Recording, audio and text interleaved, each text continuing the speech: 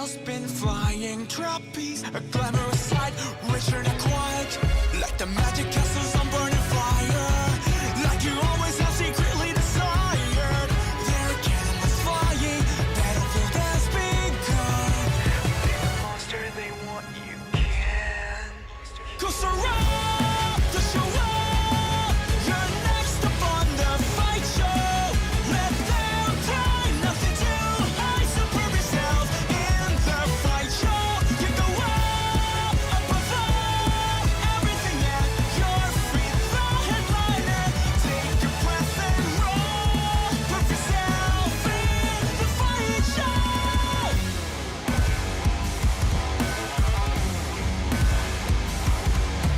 Even through the harshest storminess, with all your might you held on tight.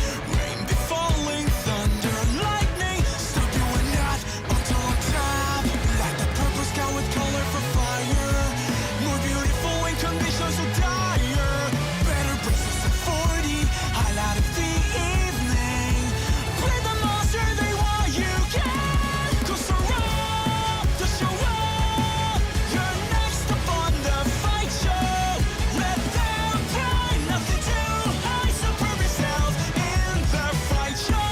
You go up above everything at your feet. The headliner, take a breath and roll. Prove yourself in the fight show.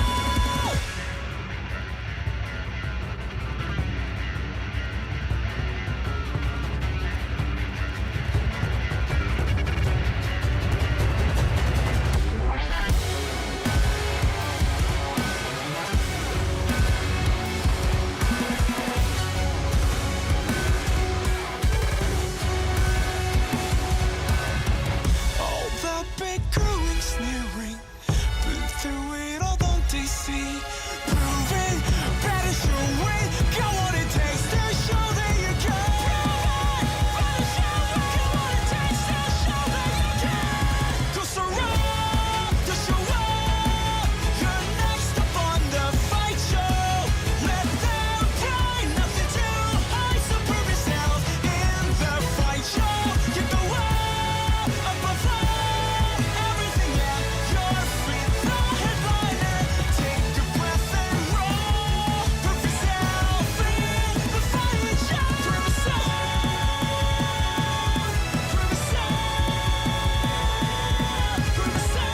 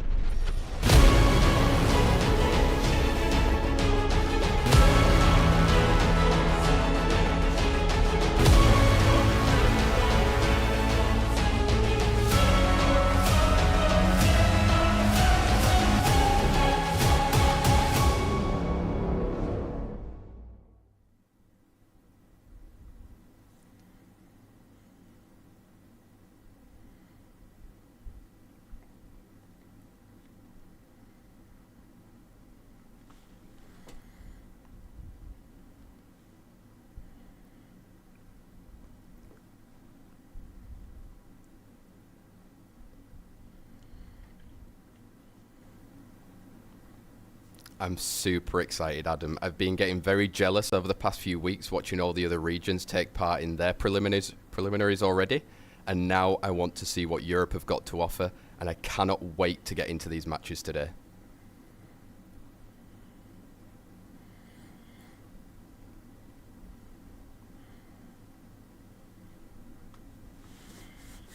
Oh, definitely nervous, that's for sure. And everyone has been able to see in the events where you can do the predictions and you can see the rankings of all of those players. The lowest ranked player here today is ranked 35 globally. That is insanely high, so we have a very stacked European Cup here today.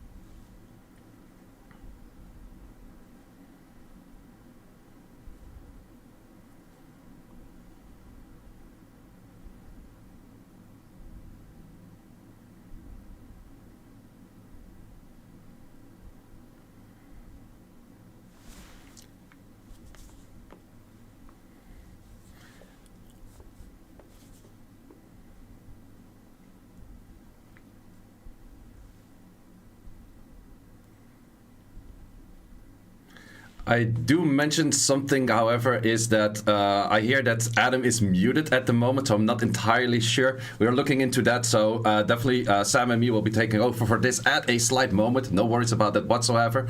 In this case, we have the brackets. Sam, what can you tell us about the bracket? Oh, we'll cover him while he's out, right? Hey, these matches today are absolutely stacked. I mean, looking at all of these players, LIVERT, NICERSMICER, ISMOO, LUFIA, SAPYN, HANZELOT, Guts and PINKROID. We've even got in Guts and PINKROID a repeat of last year's Europe Cup in the first round, where it didn't go to plan for Guts, but maybe for this year he can try to figure things out for qualifying through to the Europe Cup this year. What's your favourite pick on there, say? I definitely want to see what ISMOO brings. ISMOO told me he built a lot of LD5s, a lot of those toys, saying like, okay, I can definitely use some of those, and I want to see your reaction when I draft those units in, so definitely looking forward to ISMOO, what he has to bring on those. Also, ISMOO has been one of those underdog stories in the last 2-3 years. This year, he's definitely up there. He has been there in last year runner-up, year before that runner-up. Definitely a player to be feared, and definitely a player that will do very well today. I 100% agree. I mean, he is going to be stacked against everyone else here. It's going to see whether today experience counts or if the newcomers can also change a bit of the plot twist that might happen. We've seen it in the previous regions as well. Some players with experience have managed to qualify through. Others maybe not so good this time or haven't prepared as well as they possibly should have. And actually today our first matchup that we will be rocking into is LIVERT versus NICERSMICER. What do you think of that matchup, say? Very much an interesting matchup. We all know LIVERT. He played in the Legend tournament of last season, if I'm not mistaken, or the season before. Pretty sure it was last season. He did very well, always does very well on ladder, has that very specific play style that LIVERTs like to play. It is maybe somewhat predictable. I also talked with him on one of the meetups we had last week, the week before. Pretty much asking like, okay, are you actually going to have a different play style of therefore completely doing something else? And with that, maybe completely throwing off your opponent, or are you still going to play the same that you're comfortable with and it works because you're comfortable with it? Exactly. Yes, we can hear you, eh?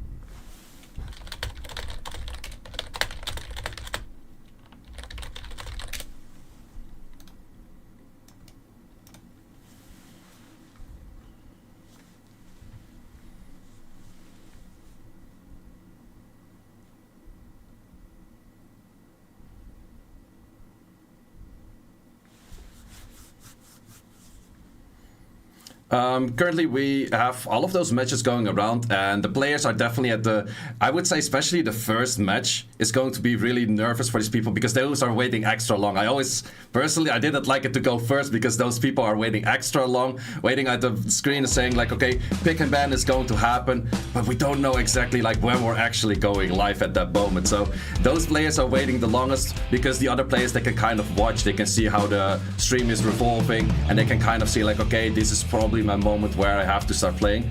For the people in the first round, it's always extra nervous. You have to kick it off and you have to show something great here today.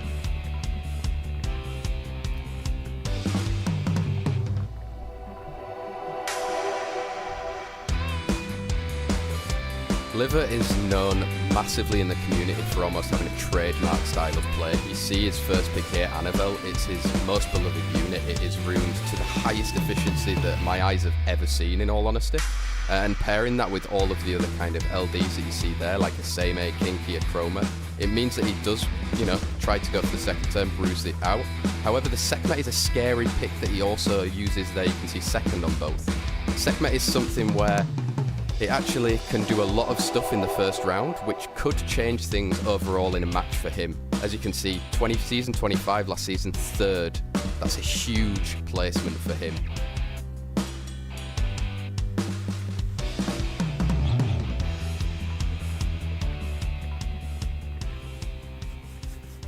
NICERSMICER, previously also known as Synip, this year as NICERSMICER. Definitely has a playstyle that has the Volantis in both seasons, definitely does like that unit, but we can also see from season 24 to season 25 the playstyle completely changed. We had a few balance patches that completely changed things as well. We have that Raccoon in there, that's definitely a unit that we are going to see quite some today. However, you also see that Sierra in there, and Sierra is one of those units that you don't see too much these days. However, that Sierra was paired with the unit called SMICER, which is the Wind Puppeteer, also dropping those bombs, having the potential with Shizuka picking up those bombs, AoE spreading them, Sierra with the potential putting more bombs and actually blowing those up. That is a strategy that definitely worked very well for him on ladder. However, I'm not too sure how well that would work in a tournament setup if someone was actually able to prepare for it.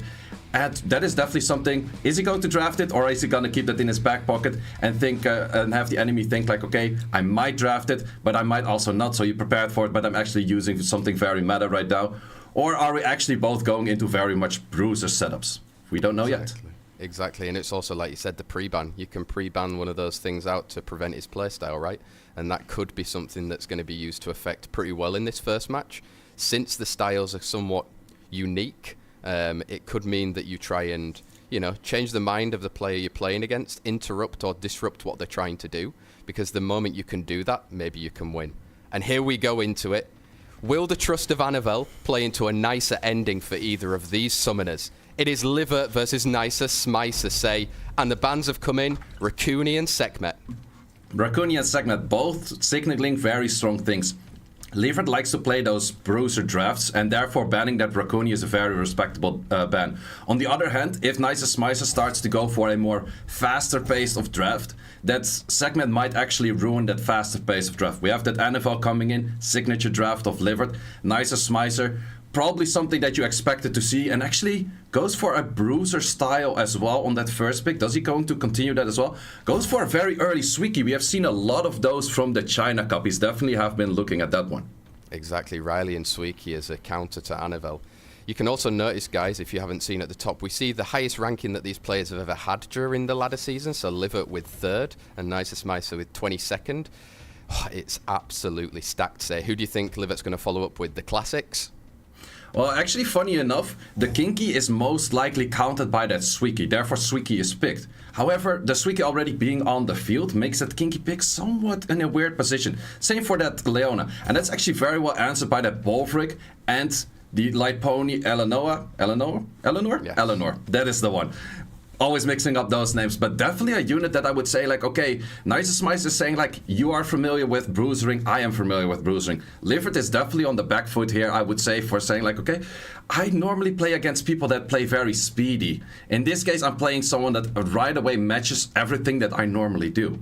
Molly, I'm not too sure if that's the right fitting unit here, but I definitely do like that Diana. However, you are fighting that pony that gives glancing, and we have a Coco last pick unit we totally don't see too much, but that is a destroyer of bruiser units.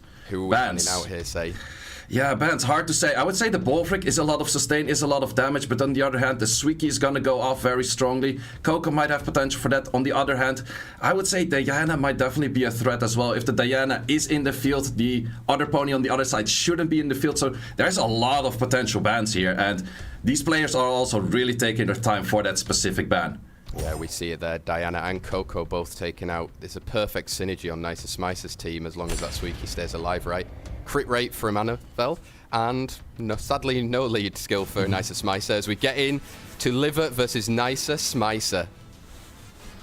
Okay, what do we see? We have a Bolvric max stacked right away. Is he going to go for that 3rd skill? I definitely would say so. There is going to be a lot of chip damage here. This fight is going to take on like quite a while. We might even get into like the 50% attack up, 50% HP down. But this fight is mainly revolving around who can kill the enemy heavy damage dealers first. We have that Suiki as a heavy damage dealer, we have that Kinky as a heavy damage dealer, we have that Leona with potentially a lot of damage, and the Bolvric can deal out a lot of damage. The moment that these specific units go off, those are going to be the interesting factors of this match, and that's also where we see the first targeting going off on that Suiki. Keep in mind, a good rune Suiki has a lot of resistance, if not max resistance. That's going to be pretty difficult for that both Kinky to land any armor breaks, but also for the Leona to land any provokes or any stunts. Exactly. I think these guys are going to have to wait to find that opening, right? The opportunity is going to take some time to present itself, but they need to jump on it at the moment that they can. Yeah, definitely. It's going to take quite a while. And they're also really calculating, like, okay, where should I place which skill? Where should I place at which moment? What is the rotation going to be at? I'm fighting full immunity right now. But on the other side, there's not too much immunity. However, there's also not too many debuffs on the side of NICERSMICER. So besides that armor break, nothing is too much going to stick there for quite a while. And this is definitely going to be a match that's going to take quite a little bit of our time, but that is also the more interesting because this match is going to go on pretty long, but at some point a lot of these attacks go up, HP goes down, the Squeaky or the Kinky will get a turn, it will be hyped, they will take their moment, they will go with an attack buff, and they will start destroying pretty much whole fields. Well, that's what it is, right? It's the first match of your first preliminary. They're going to be calculated, they want to be sure that they're guaranteed a win, especially with the different playstyles that we see right now.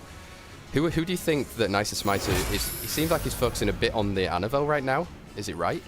I would say that NICERSMICER is kind of stalling, and the stalling comes from that the Squeaky gets the passive up, and every time the passive goes, you get a little bit more damage in there. And besides that, you're kind of just waiting for that opener once again. Like, you kind of want to have that proc of a skill 1 armor break skill 2. That's what was a lot of damage. However, the Leona that he chose to hit is also 100 resistance. It's a lot bit more hard to hit. We see that Molly going pretty down in HP right now. However, we have that healing of that, or not the Molly going down, the NFL going down. We have a little bit of healing, but I do see that this Squeaky is moving pretty soon. If the Squeaky moves, that might actually be a dead NFL.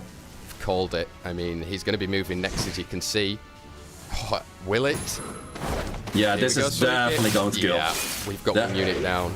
That is one unit down, and that was mainly one of the sustain units of LIVERT rather than one of the units that actually is going to do a lot of damage later on. Definitely you do need that sustain unit. It provided that armor break. There's pretty much a lot less armor break potential right now on the side of LIVERT. However, I would also say with that uptime of the immunity from the Pony, with the uptime of the immunity from the Riley, it is very difficult for LIVERT to find that opening to do a lot of damage. But on the other side, NICERSMICER does not fight any immunity, so any armor break that lands will stick for quite a while until something could be cleansed off. Yeah, and it could be a huge proc by a Squeaky, right? If he gets into that first defense break and then follows it up with second skill, it's going to cause damage like it did against Annabelle.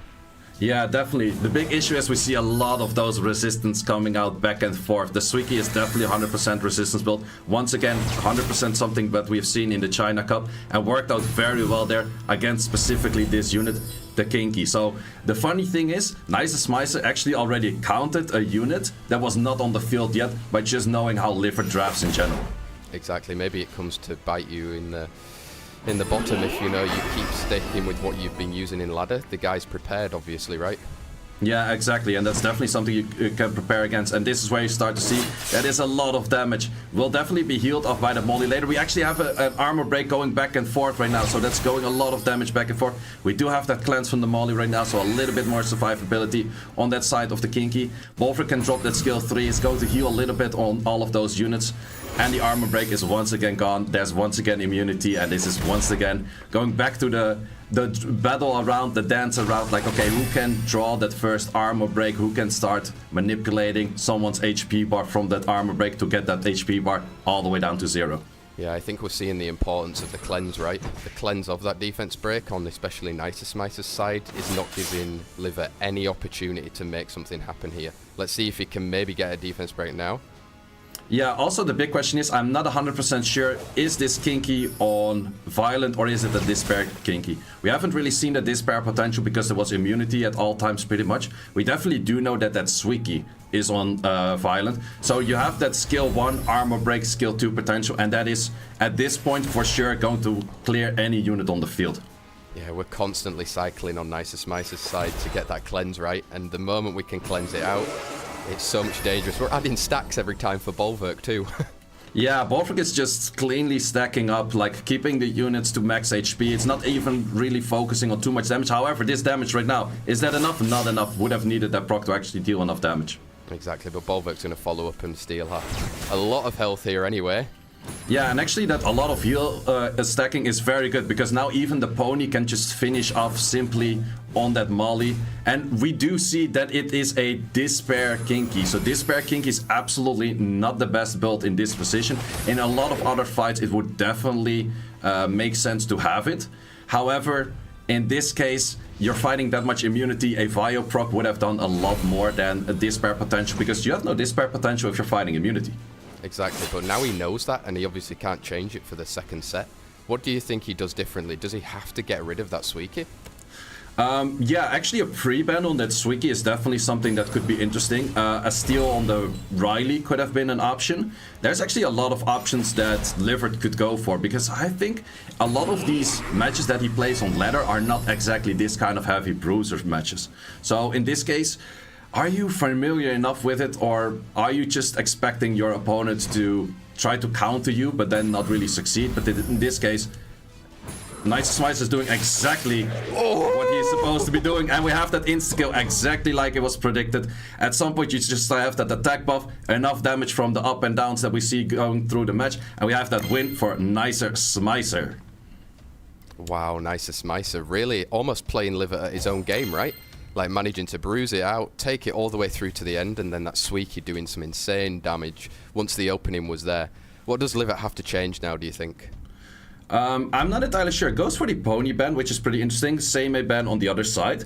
Very interestingly enough, is that NICERSMICER actually went for saying like, okay, I ban out your unit that kind of controls the speed teams. So I ban out that segment. However, that was a mind game, because NICERSMICER was saying like, okay, I'm playing this mind game. I'm expecting you to say like, okay, then I'm going to ban certain things, pick certain things. But NICERSMICER went completely the other route and went full bruiser. In this case, match is going on, and NICERSMICER is definitely showing more of a speedy draft. We're seeing a speedy unit on the side of LIVERT with that segment, but we also see that pure vanilla cookie on the dark one, which has the Oblivion on the skill 2, AoE strip on that skill 3, which already has the potential for, okay, we have that Shizuka plus Oblivion, we have a potential for AoE Oblivion, plus we have that Raccoon for a lot of protection. So once again, we're looking into a very bruiser heavy match. Wow, it is, and here we have the answer from LIVERT. He's going to decide to go for Riley and Kinky. As we know now, it's on a despair build. How do you think NICERSMICER is going to react? Is he going to go for the speed then? I definitely don't think he goes fully for the speed, because that's the interesting thing about the dark cookie over there. You could say like, okay, I just use that, but then I'm still going to bruiser. And he actually goes for a very interesting unit, the dark Asura, known as Vitra or Vitra. I have looked it up how you would say it in the actual language, which I think is Hindi, and it will be Vitra. And that is a very interesting unit. Definitely not a unit we've seen out much together with that cigar. Simply explanation about what does the unit actually do. It is skill 1, multi-hits, and branding, skill 2, multi-hits, additional damage, all of that kind of good stuff. Continuous damage, and then the skill 3 actually has a threat state. And funny enough, LIVERT says like, okay, you have a unit that counters and goes for threat state and all of those kind of provokes. Well, it doesn't necessarily have a provoke, but threat state kind of is a provoke. And then it's like, okay, I have one of those units too. Let me introduce you to Gurkha. Pretty much tournament winner of last year. How is it going to fare out currently, because it's slightly nerfed from last year? I'm wondering if it might even be banned at the end, right? These two units, which are both dark units, and let's see if they actually decide to ban them out, or if they go for a different strategy around it. Sekhmet and Cigar, fast units, I guess. Dare I ask you both? Looking at the lineups here, who do you think will take this next round? Oh, this is a cast a curse. We don't want to say anything. We just want to enjoy it, Adam. So in this case, for this match, we have NICERSMICER and LIVERT round 2. First turn going to that Vitra. What can you do with it? This is a unit I'm also not too familiar with.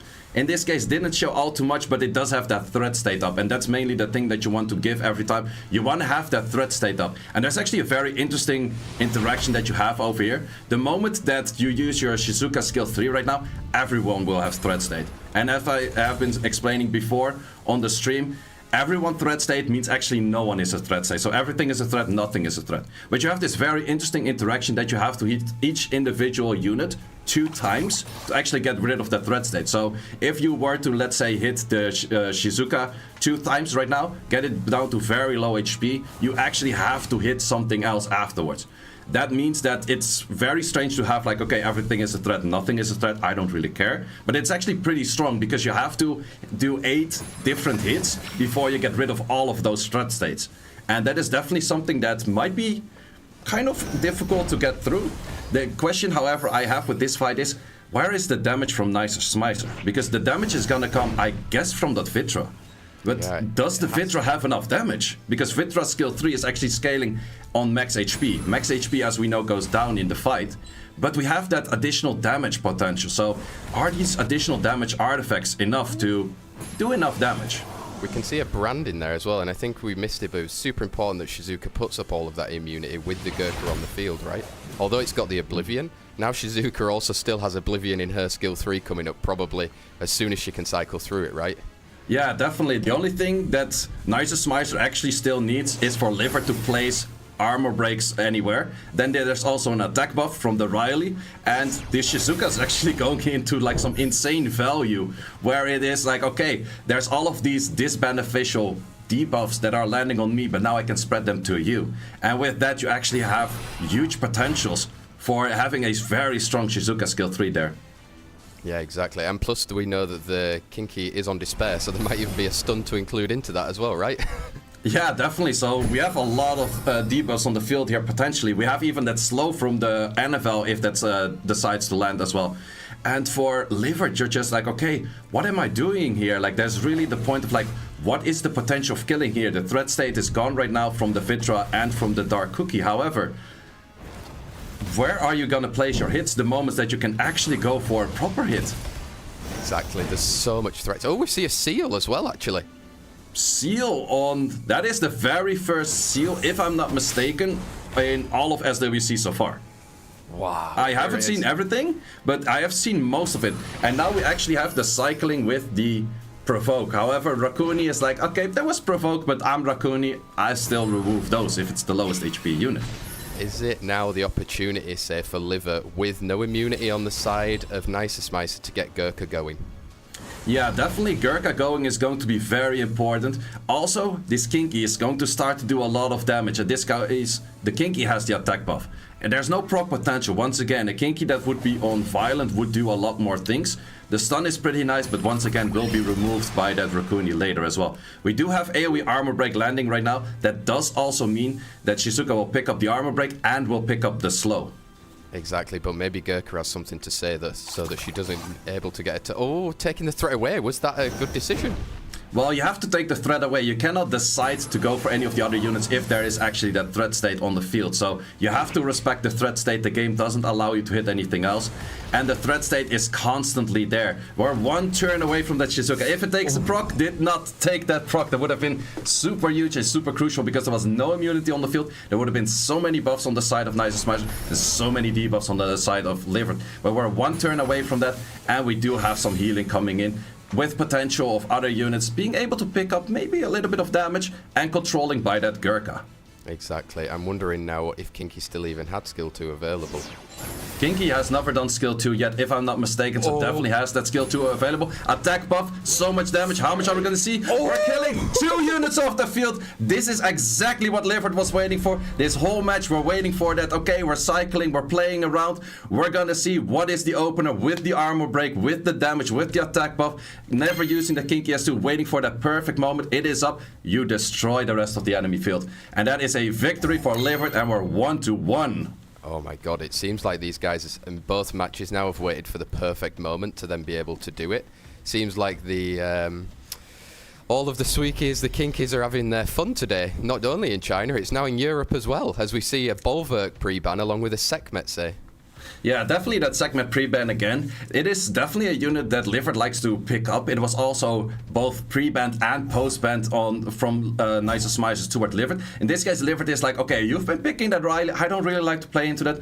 You're probably not going to steal my NFL, so I can take the NFL in a later slot. I first secure that Riley. Yeah, exactly. You have to make sure that the units you want later on are still available for you to choose, right? So you have to choose the ones that you know that you're going to be a little bit more safe with. If anyone steals LIVERT's Anivel, they're up for no good. They know exactly what they're doing, but have they ruined it well enough? As we see now, Dark Cookie and Raccoony. Raccoony once again with that Dark Cookie, so definitely potential for many kinds of drafts. You could go very Bruiser with that, you could go first turn with that potentially as well if you decide to add in like the Valantis, maybe some AoE CC units, the Chung Pong, the Moor, maybe anything like that. But you would have to be careful, like, do I do enough damage against those? LIVERT probably will go still for the comfortable picks, probably picking that up that NFL, maybe the Kinky as well, maybe one of his LD5s, the Leona. still goes for that Kinky. Wow, what a call, sir. Annabelle, Kinky straight in. It looks exactly like a typical LIVERT. Oh, here we go. And Sagar. that's actually a different pace that I was talking about as well. NICERSMICER doesn't necessarily have to go with bruises, and that's very nice about these first two units that you see on the field. You can deviate from that of saying like, okay, I'm going for the Van Cliff. Very strong unit, can potentially stun a lot of things. And that Cigar, which we definitely do see a lot in tournament play, answered by that LIVERT. It's like, okay, you're going to have many turns of stuns. I have a unit that prevents that in that same. Probably goes for a little bit more protection next to that as well, with a Josephine. Wow. Seme and Josephine coming in for the response for LIVERT, but NICERSMICER now has a good 20 seconds left to figure out exactly what he's going to do. What's your pick here, Say? I would definitely say that something along the lines of a Chunk Pong might still be pretty good. With the Chunk Pong, you have the pushback mechanics, but also a unit that is not picked up too much would be a Ganymede. However, we do see that Chunk Pong in here. Let's go for the bans. Bans, I think the Raccoon might definitely be troublesome, but the Chunk Pong definitely is a value of a ban as well. On the other side, I think the Seimei is definitely a struggle of a unit, but on the other hand, we've seen that damage from that Kinky, and that can do a lot of things as well. There we go, it's Seimei and Cigar that have been banned out. We've got an accuracy lead for LIVERT, HP lead for NICERSMICER as we get into the final set to see who makes their way through to the semi-finals of today. Yeah, let's see. First turn goes to that Cookie. AoE strips, does not manage to land it on the Kinky. Is that going to be troublesome? I'm not entirely sure. Very interesting interaction with the Raccoon moving right after that. We can place that Oblivion. Oblivion on the Josephine. If there's stuns coming out right now, Josephine is going to be like, sorry, I'm Oblivion. But what can this Van Cliff do? Also, definitely a unit we do not see too much, but that is a very interesting unit that has potential for quite a bunch of stuns. Only landed 2 stuns though, but they're multiple turn stuns if I'm not mistaken. Exactly, you can see the importance here of Oblivion. It's just managed to basically render LIVERT a little bit useless for a few turns, but let's see if he can survive through it. Or NICERSMICER might take him out. The big question is like, okay, you did your whole rotation right now, but the big issue is like, okay, you did all of your rotation, but we have that NFL. The NFL cleansing still there. We're 1 turn away from that, however, but we do have that Riley skill 4 for sure. I'm not entirely sure Riley was also reset. So Riley skill 4 does give a little bit of protection right now. Now the big question is going to be NICERSMICER. Can you kill off that Kinky or any other unit before something happens? We have nice strips coming up once again. No skills from that Van Cliff whatsoever though. Yeah, exactly. You can see that Cookie doing some good work there, stripping and now got deciding for skill. Oh, big proc to get the Kinky. NICERSMICER definitely has been looking at the China qualification match. Having that Cookie on Violent is definitely something we've seen there as well, and it has been showing high value there as well. We do have that NFL coming up pretty soon with that skill 2 to actually try to get back in the match, but in current situation it's looking very dire for LIVERT, and NICERSMICER is sitting in the driver position. But we have that armor break potential into damage potential. How much damage are you going to do? Do it. Come on, Josephine, show us. Decides to go for Raccoon.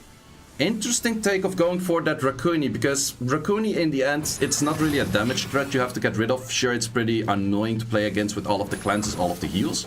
But I would have expected something that was armor broken to start losing a lot of HP. But in this case was decided not to go for that.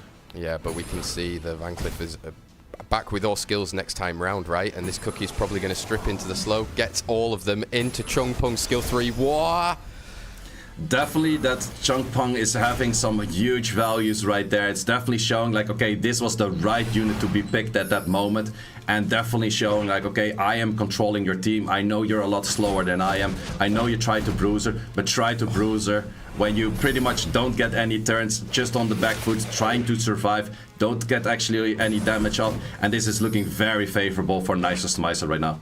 Yeah, this is really well played. Maybe Josephine has some sort of answer to try, but realistically right now, taking her down with a Riley versus 4, it's going to be pretty damn impossible for LIVERT. Well, it is impossible.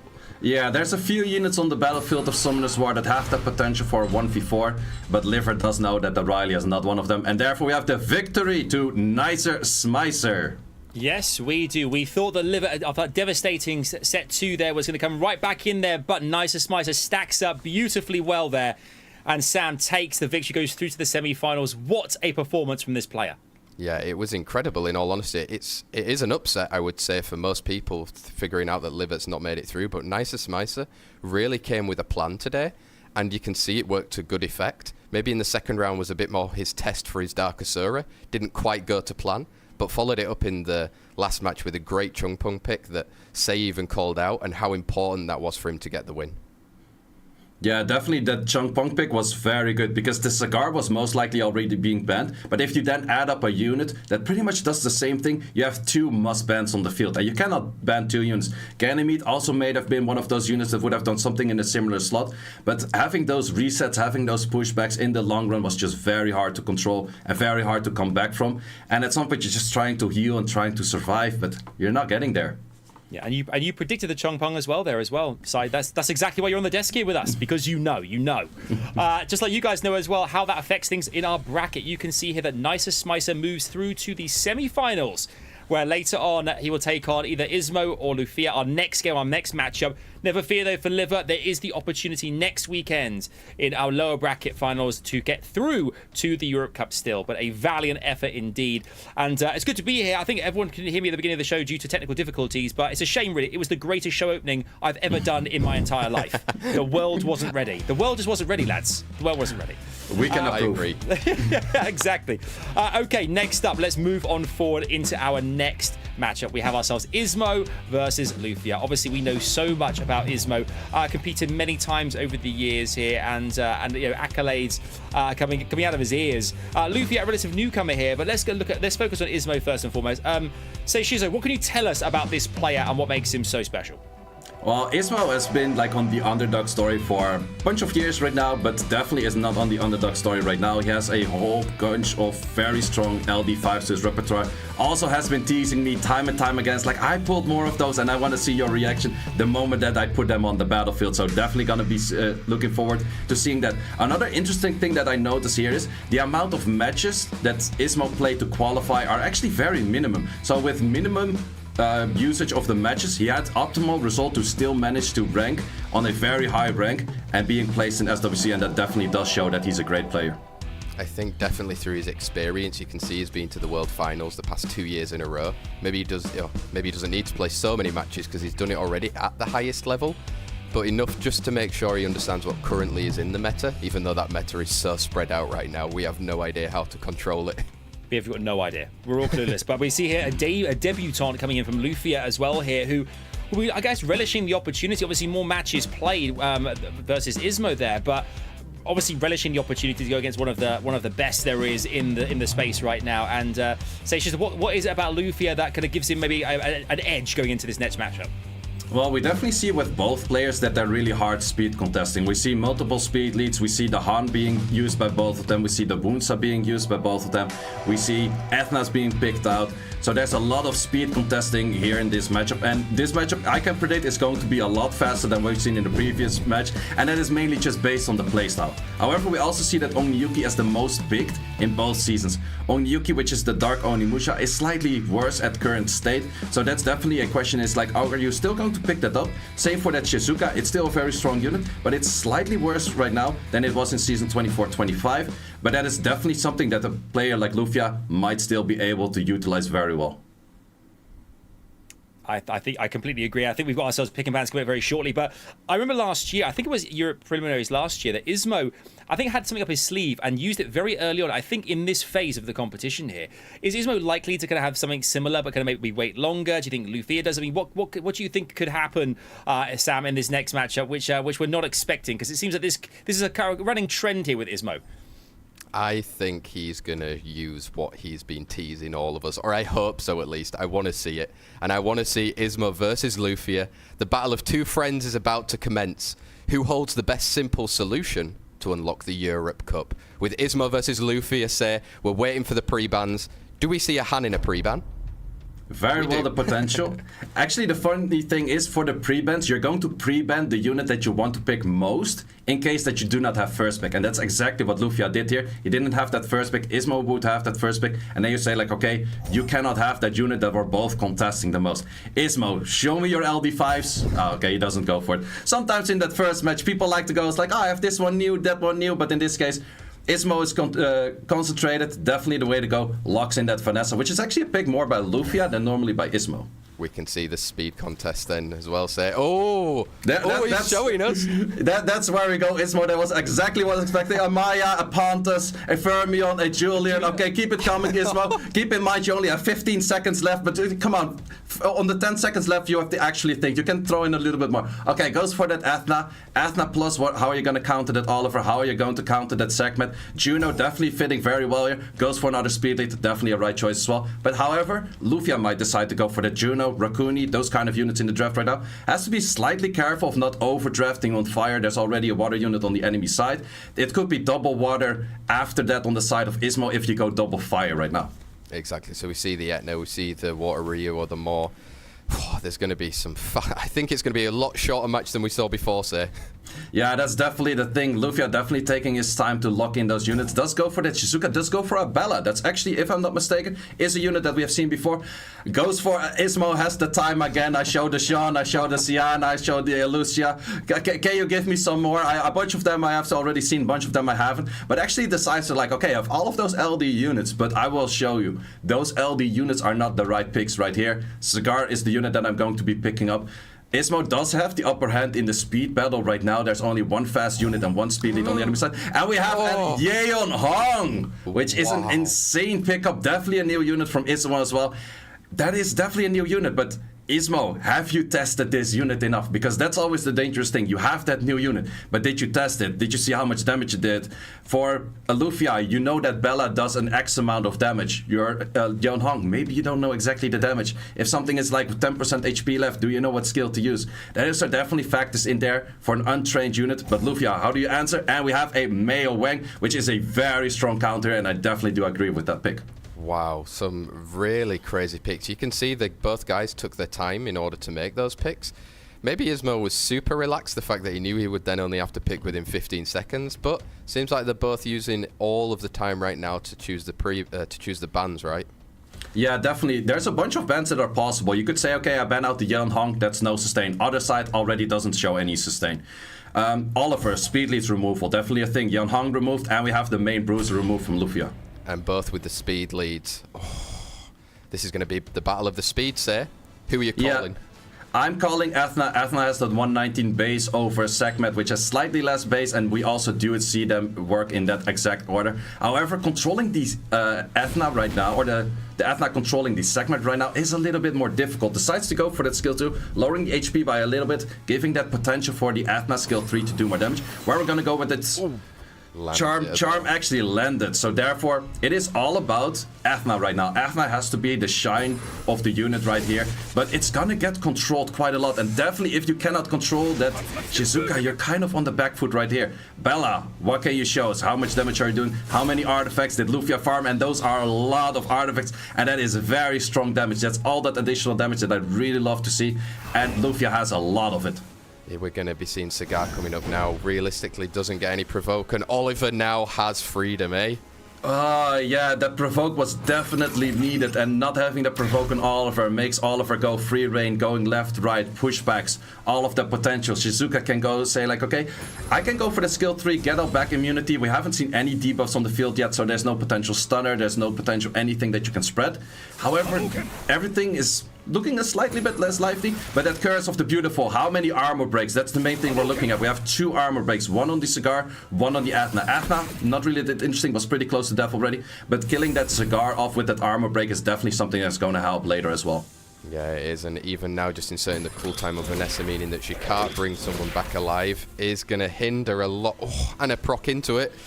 That proc, that is where you utilize that armor break, doing a lot of damage on that Cigar. Once again, the additional damage artifacts. We do have that Vanessa on the procer back as well. Are you gonna go for that revive, or are you actually deciding to place an armor break somewhere? You are glanced, however, so placing that armor break is a 50-50 on that one already, but that didn't land at this case. It's not looking healthy for ISMOO right now. LUFIA has proven that he's gonna be doing some serious work on ISMOO's side.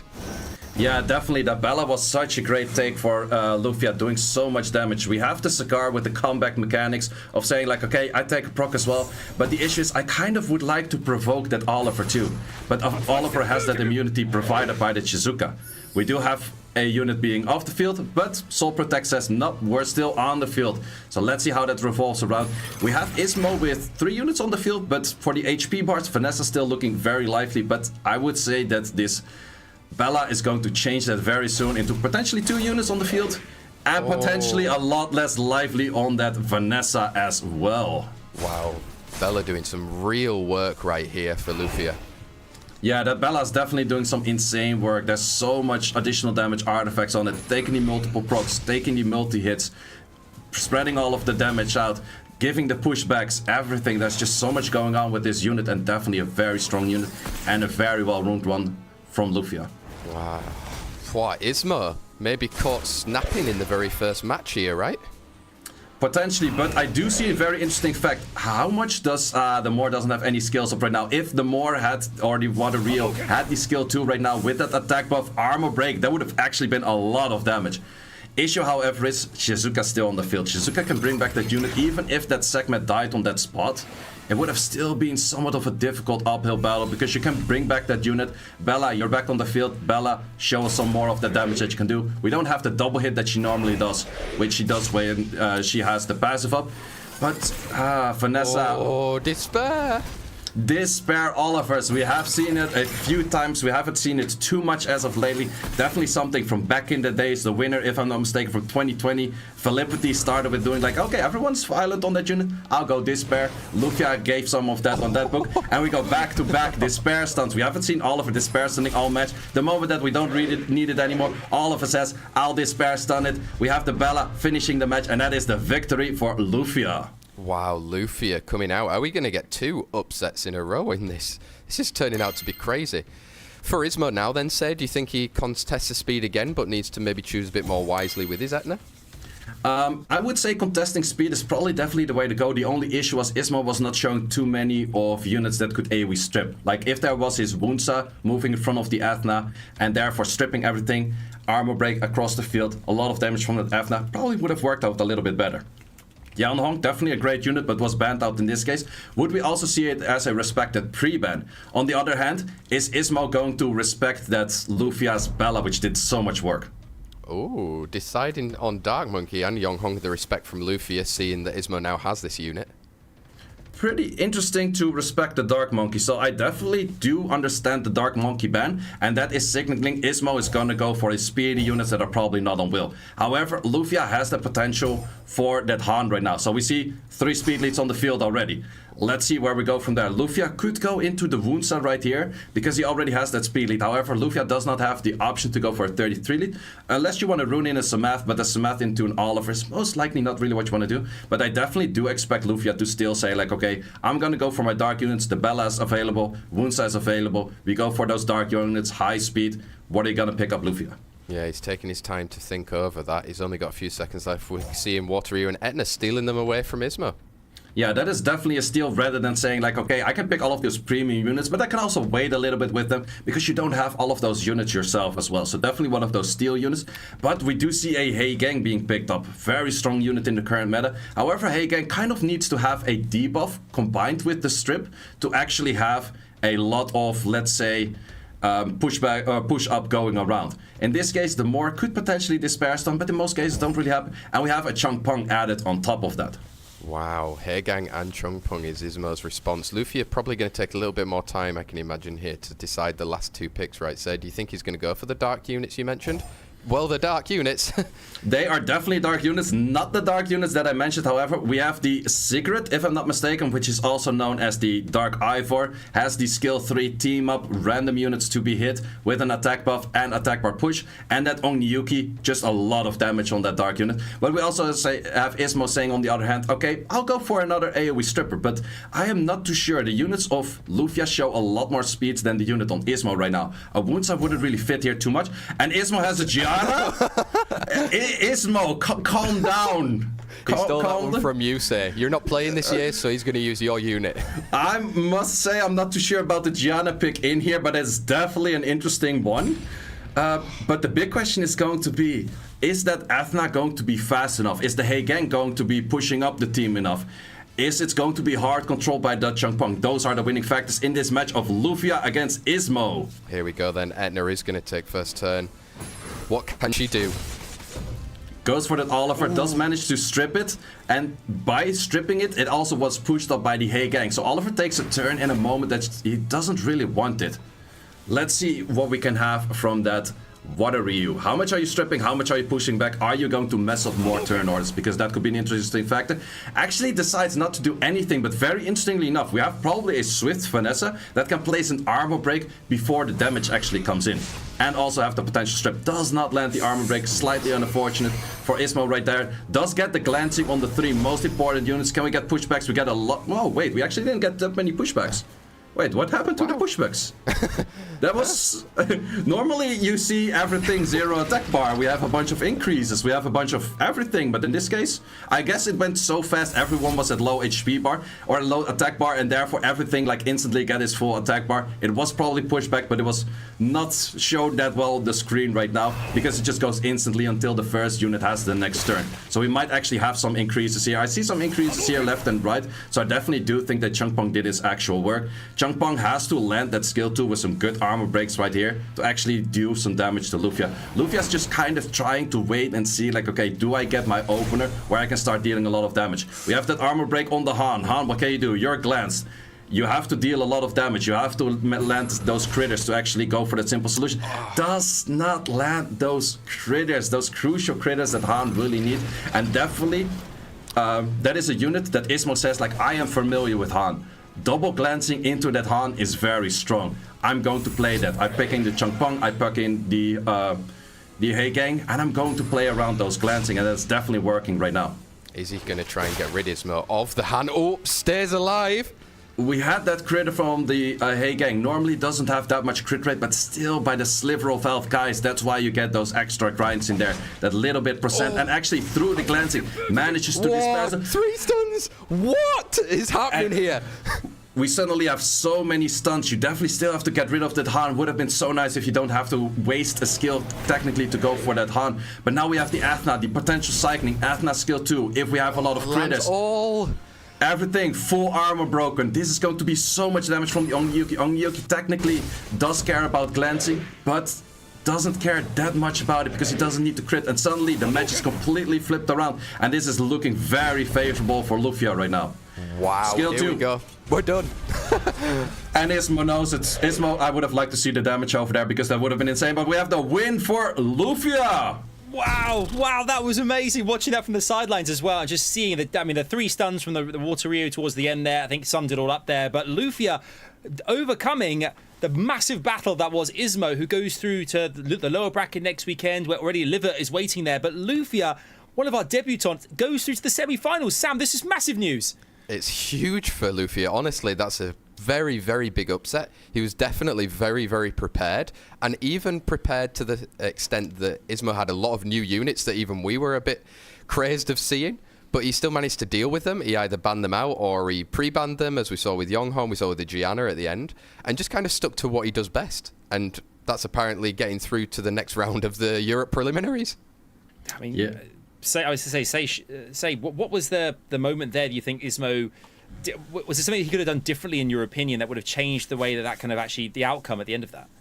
I would say the second draft was very solid. He just missed a little bit of juice in the tank to kill off that Han, and that was actually the main thing that I think he played very well. Both of them played very well. Would have loved to seen another round between the two of them because that was some firework right there. In this case, the win goes to LUFIA, and one thing I have to say is I was wrong. My prediction event is already one off. That's 100% true because I voted either NICERSMICER, which played absolutely well, and LUFIA, which also once again played very well. ISMOO showing all of those new units, but was like, I can handle that, show me anything. I'll go for it. Okay, so according to the way things are playing out right now, whatever the prediction is coming from, say, the other one's going to win. That's basically the way things are going right now. That's how we're looking at this. So whatever he says, we know. We would have a lot of upsets in the whole tournament then, I'm going to tell you that much. Well, I mean, the thing is, it adds entertainment, it adds drama for you guys watching at home as well. I must say, it adds a whole lot more. You can see the next matchup we have here is SAPYN versus HANZELOT. 2 players, a big matchup. We're looking forward to seeing this one. SAPYN, obviously, we know very, very well here. Sam, what is it about SAPYN that is going to be something that we should definitely stick out and players and viewers at home should watch?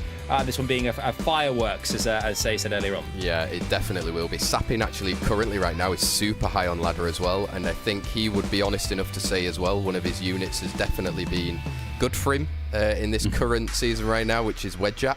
It's not there from his most picked last season, but right now he is super, super strong. And being in the hands of SAPYN with so much knowledge around the game, he's been here before in the preliminaries. This time he wants to go one step further. You can see here, the first 3 picks are the same in most of both of the seasons, but including that Wedget on top of it is really scary. Yeah, definitely some units to be feared for, but also the player. He's just very knowledgeable, as mentioned before, but he also has a lot more LDs than is shown right here, and that could be a lot of LD fireworks, as I would like to call it. Yeah, you love the fireworks there, Sam. I love the fireworks. Love the fireworks.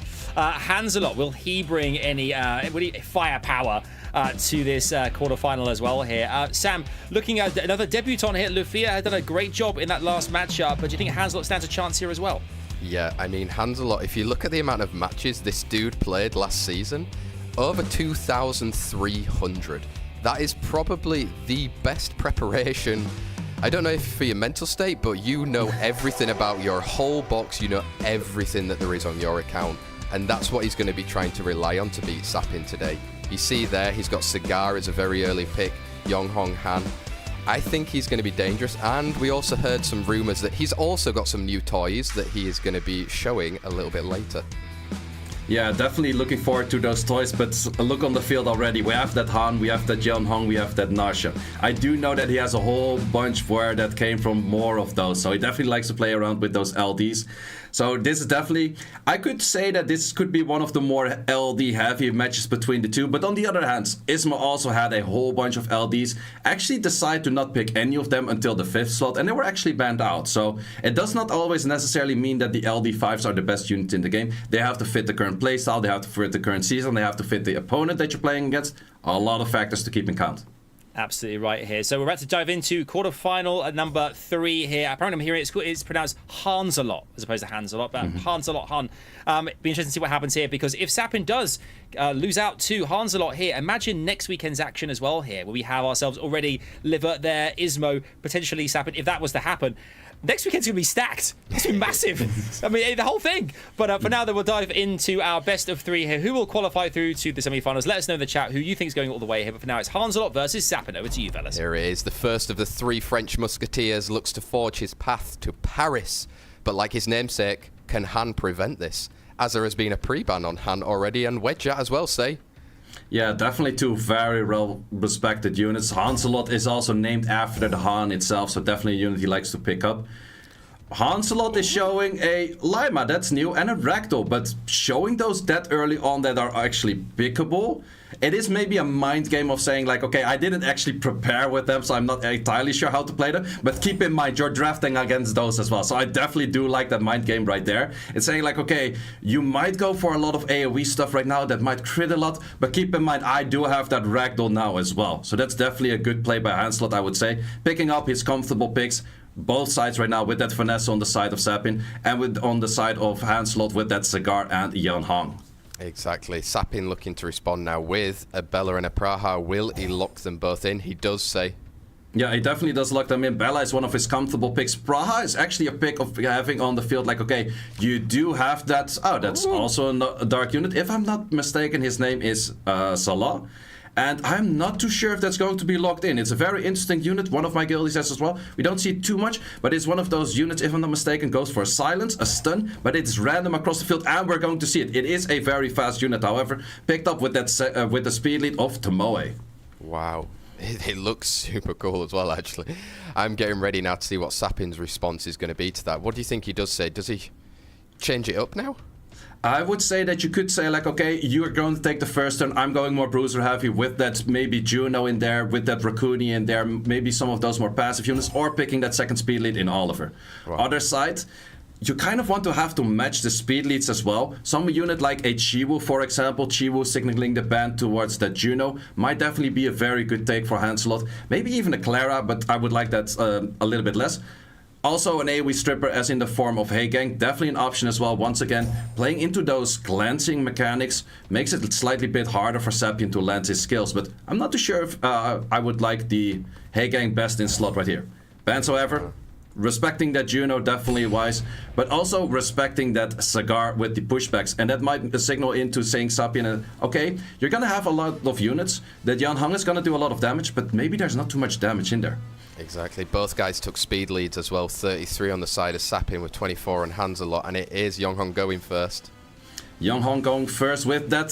Salah, if I'm not mistaken, going right after that. Let's see what it does. The strip actually went through. Can we have the silence going on? We have a strip and a stun and a silence, but we can spread that with the Tomoe, so that's a very nice play right there, and potentially a lot of pushbacks as well. But after doing all of those skills, like what are you gonna do after? It's gonna take quite a while for actually skills to go through. We do have a proc on the Bella. Let's see how much damage we can take. Even though we have glancing, Bella doesn't really care too much about it. Not too much damage though. Yeah, she cared that time. There were a lot of glancing hits. Yeah, definitely did. We have the healing coming on from that Yan Hong, but the main thing about this match is going to be, okay, Praha, you're silenced right now. Can you keep being silenced? Can you keep being stunned? And that stun, keep in mind that stun is random. Can that karma keep cycling on the units that you cannot really use your skills? Can those stuns revolve around to keep locking down the team? And that is the winning condition for HANZELOT. If he can land all of those stuns, keep everything to no taking turns, not taking any of the turns that are useful where you have your skills or where there's no silence on you. That is a winning condition for HANZELOT. On the other hand, SAPYN, the moment that Praha goes off, there's no actual pushback in the cool time, but we do have those stunners coming back and back again, and Salah is showing a lot of work right there. Definitely a strong unit, but it has to keep going up with doing that from time and time again, because the moment the Praha gets that skill 3 in, that is going to be full HP on the side of SAPYN, and that might be very devastating. But we have another Despair Stunner on that Tomoe, and another Despair Stunner from the Hey Gang. We're saying like, okay, across the board, left, right, center, Despair Stuns. Procer on the other side though, but that is a Procer on Finesse. It's mainly a unit that you don't really want those Procers on. You want to have that on the Praha, you want to have that on the Bella, you want to have that on the Oliver. Let's see, Salah, what can you do? Once again, stunners. There's so many stunners going around. Wow, there's so much glancing on Bella every single time she's taking a turn as well. Here's Tomoe. And this is going to be a full spat. Oh my god, that's why Juno is banned. Definitely, that's why Juno is banned. And there's a full karma on the whole team right now.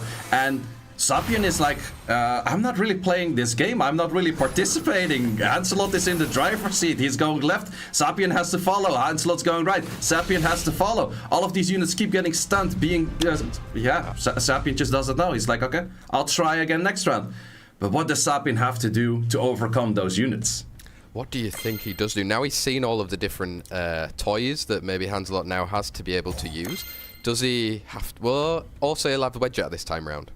He will have the widget, and I would definitely say, like, either you go super hard on the Bruiser, you go for an early Juno, Raccoon, all of those passive units, because those would definitely counter what we have seen from SAPYN in the previous round, or what we have seen from HANZELOT. But HANZELOT knows that already. He's like, okay, that Vertical, I'll already remove that. We have some on the field right here. It's like, okay, maybe if you go in the Bruiser route, that's going to be more difficult for you as well. But still, there's a lot of units to be picked up from that bar.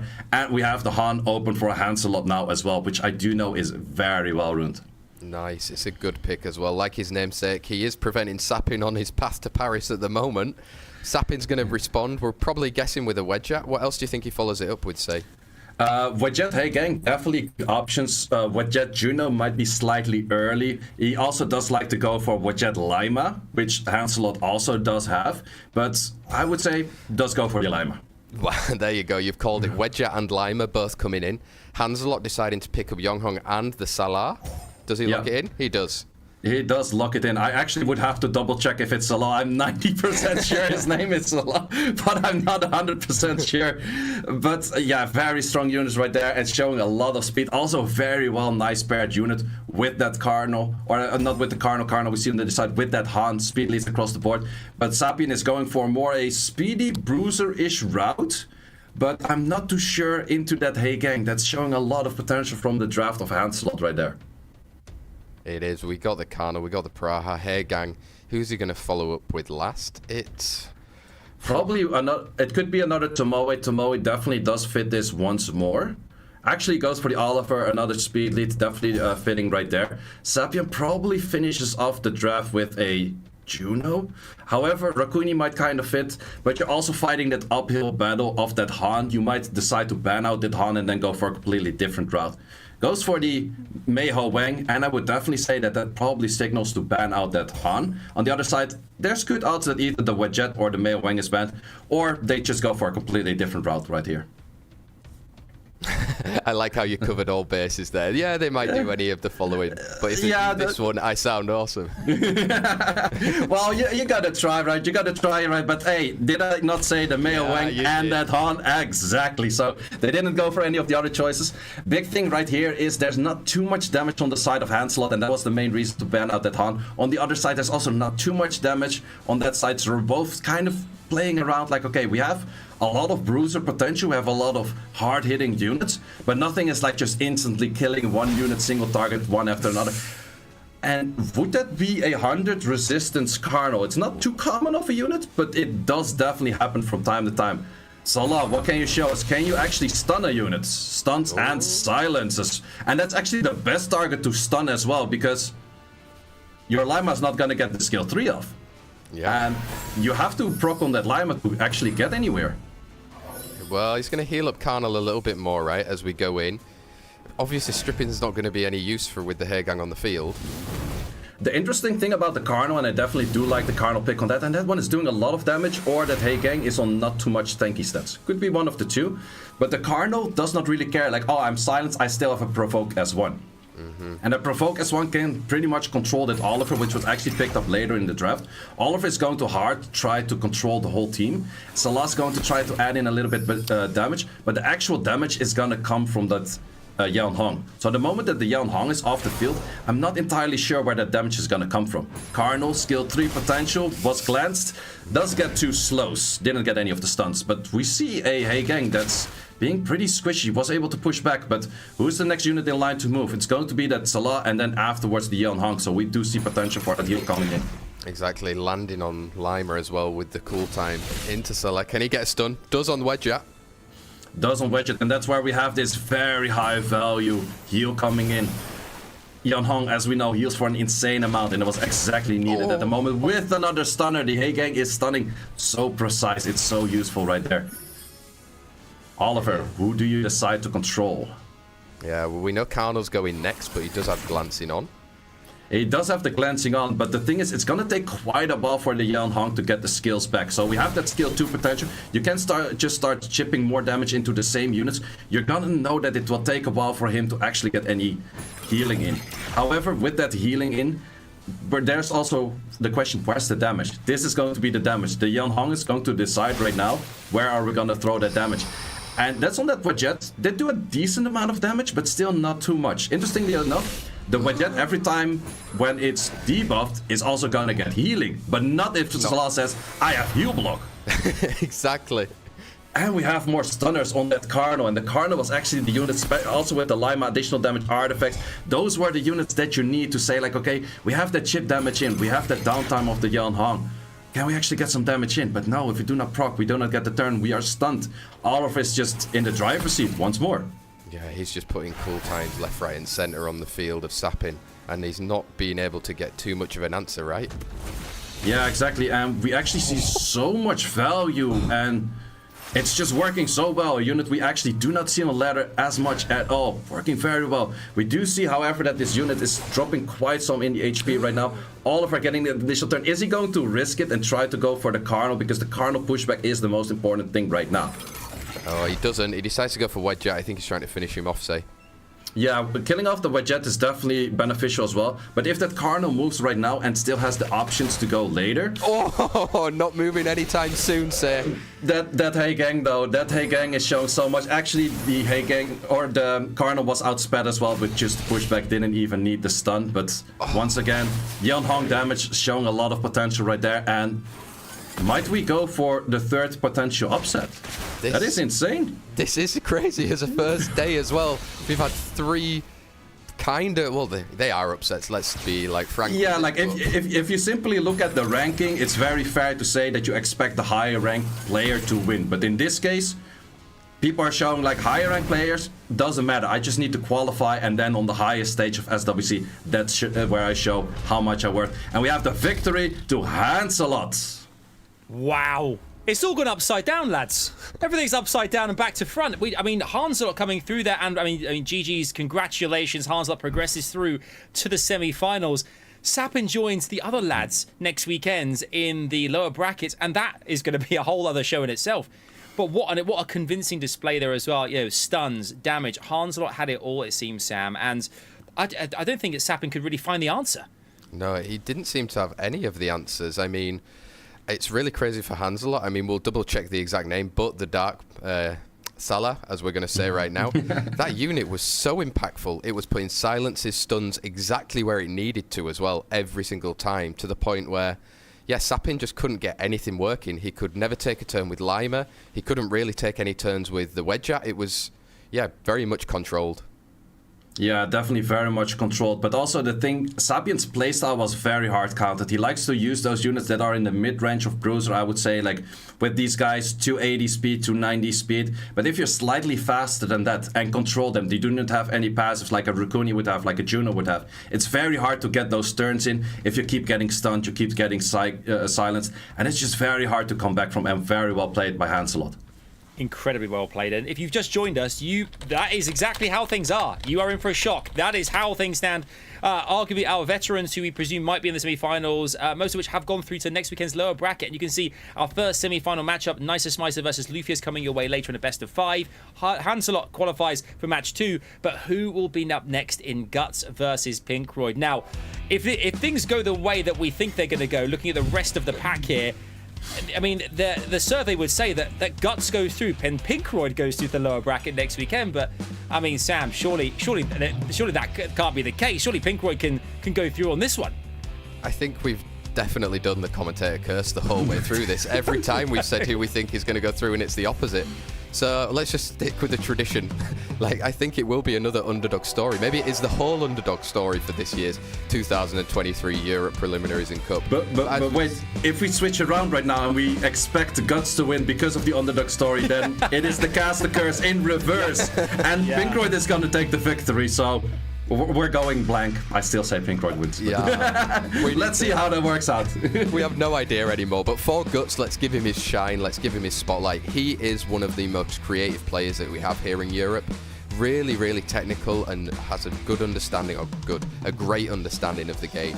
You can see he's been here before. He's actually going to be facing against the guy who beat him last year, so he's had a whole year to now prepare to try and get some vengeance, but let's see if that actually happens today for him. Yes, and I think what's you make a great point there as well about Guts being a creative player. We kind of saw that last year, but up against PINKROID, and PINKROID here, we've seen Cup champion, last year 2022 and in 2021 as well as World Finals third. So PINKROID's been there, he's done it all, he has got every single T-shirt. But would Guts be a competitor say here that PINKROID would fear potentially because of that creative side to his play? Yeah, definitely preparing against Guts. He has a very particular playstyle that you might be able to prepare against. He doesn't have too many of LD5, so that makes the variety in that a little bit less. However, Guts decides to get his variety and his creativity from the net 4s, maybe some 2As, very specific units that work very well with him. And definitely a unit, or definitely a player to be feared for that reason. However, on PINKROID's side, we do see a lot of Antares Shizuka right now. That is definitely something that he likes to, as I call, toy around with on the leaderboards. He gets very high ranking with those still, but that is maybe not the right ranking or the right play for a specific SWC match. So I would love to see him go some Antares. I have seen PINKROID's Antares. It's absolutely the best Antares I've ever seen. But will he take it to the highest stage of SWC right now? That is what we would have to see in his drafting. That's right. Will the Europe Cup champion, the current champion, go through or go through to the lower bracket next weekend? We're about to find out here. Chat, let us know who you think is going to go through, Guts or PINKROID. We can't wait to see what happens. It's all about to unfold. Our final quarterfinal best of 3 of the day before our semis later on. Let's dive on in. I know you boys can't wait for this one. PINKROID versus Guts. Let's do it. Oh my god, the repeat of last year's Europe Cup. But will it be a battle of vengeance? or inevitability this time? We have Guts versus PINKROID. Say pre-bans coming in. Will we see any respect on an Antares pre-ban? I think not, but let's throw it out in the universe. I don't think so. I think Pinky will go for the Oliver pre-ban, goes for the Miles pre-ban, and the respect is on the Tian Lang, which is definitely the strongest LD5 unit of PINKROID. Miles pre-ban is probably a unit that PINKROID says, I don't like to play against it, rather than Guts picking it up a lot. This gives Guts the opportunity to go for a first pick speed lead. Kind of expected an Olive in there, but more is definitely a good speed lead as well. PINKROID, or what are you going to do? Actually goes for that Hey Gang. I've recently seen him drafting a lot of Hey Gang. Actually takes that away. Goes for a Segment early. That's a pretty interesting draft. Nope, takes that away as well. Takes away both. PINKROID is not too decisive on that. Actually goes for the Oliver and that Hey Gang. Locks them in. Let's see where that goes. I'm thinking if you hear me say, you just need to let me know. I'm just trying to get my voice back on the stream to get through these things. And here we go. Oh, quick response through with Escher and Chongpeng. Asher and Chongpeng definitely signaling a lot of speed. PINKROID is also answering that with a lot of speed, which is going to be the Athena, but also the Marcia. Very strong against those pushback units. Definitely a unit we've seen more in previous seasons, but also still a unit that's very strong at this moment. And we have a Shizuka being picked up. Are you going to go more on the passive route in this case, Guts? Or are you going to say like, okay, I'll go more for a little bit more sustain, a little bit more bruisery, a little bit more like a Wusa or anything like that? Or are you going to say like, nah, the Raccoon kind of fits in here? Or maybe a Juno. Those are both very well fitting units. Goes for a Robo. For a Wind Robo, eh? Wind Robo definitely signaling that, saying like, okay, I'm gonna keep that Hey Gang in, potentially, because the Robo technically counts the Hey Gang. But we see that Raccoon on the opposing side, which is very much a very well pick. Juno, similar style, very much a very well pick. Both fire units are definitely going to be the focus of the ban, I would say. However, on the other side, you can go for quite a bunch of bans. There's quite a bunch of units that I would say like, okay, are somewhat fitting for that ban. Here we are, we have the Maw ban, we have the Juno ban going in with speed lead for Pinky and the HP lead for Guts. We're kicking things off in the last quarterfinals of today's Europe preliminary. PINKROID, Guts, let's see who's got the marbles. So definitely having that Athena going for the first and cannot land that armor break on the Asher. That was the main potential that it was going for. Would have been a desirable outcome. In this case, we can actually stun out that Robo. Asher boosting up, cannot do anything right now. Currently, if this Hey Gang is stripping everything, it's super desirable, but doesn't go for a strip on everything though. Shizuka is going to move next, but this Masha is going to do a lot of damage, and that's where we see the room quality of PINKROID saying like, okay, you have some strong units, you have some win units on the field, but that Masha is making simple work of those units. Having the Oliver with the proc did not get the increased cooltime on that second hit, or actually the third hit. That's how many times Oliver goes. So we can see that third skill going on a 4-turn cooldown. We can use the second skill right now, but it's going to take a little bit longer to get those skills back. But PINKROID doesn't need any of those skills. He's very far in the match already, and we're looking at a 2 against 4. Wow, this is very, very clean from PINKROID. I think now for Guts, he has to think about what's probably going to be coming next, right? How does he keep this up? Yeah, definitely has to be thinking about the next match already, because this one is definitely in the losing favor for Guts right now. What can you do to mix up the draft of PINKROID? Also, the big issue is, I think PINKROID is in the mind of Guts. He knows I've lost time and time again. I lost 3-0s, I lost 2-0s in prelims before, if I'm not mistaken. Definitely a 3-0 last year in the cup, and we have that victory for PINKROID. But for Guts, in the mindset of Guts, what do you have to do to beat PINKROID? I would definitely say mix up the whole draft, try something different. I know Guts is capable of that, and let's see how that goes for him. Yeah, it's going to be really interesting now to see, especially Pinky will now be able to use that Tian Lang if needed. And maybe PINKROID knew something that we didn't know about Guts with the Miles. So Miles could also be one of the picks that Guts is going to be focusing on pretty heavily. Maybe that's the reason why he changed up the draft style in that first match. Yeah, could definitely be an option. In this case, I would say Guts has the potential to maybe go for a combination of the Oliver Miles, which he likes to play. But there's also very good odds for PINKROID to say like, okay, I do know that you like to play it, and I would pick up a first pick Oliver. We do see the bans on the Asher and the Hey Gang, both units used in the last round. Very well respectable units as well. Exactly. Let's see then if Pinky does steal away the Oliver. As we're getting into it now, he's usually going to his favoured Water Ryu. Goes for the Water Ryu, and actually, interestingly enough, the playmaker of last round, which was that Athena, is now on the side of Guts. PINKROID already answers that in a very different style than Guts did. Guts went for like, okay, we're kind of speedy units against it.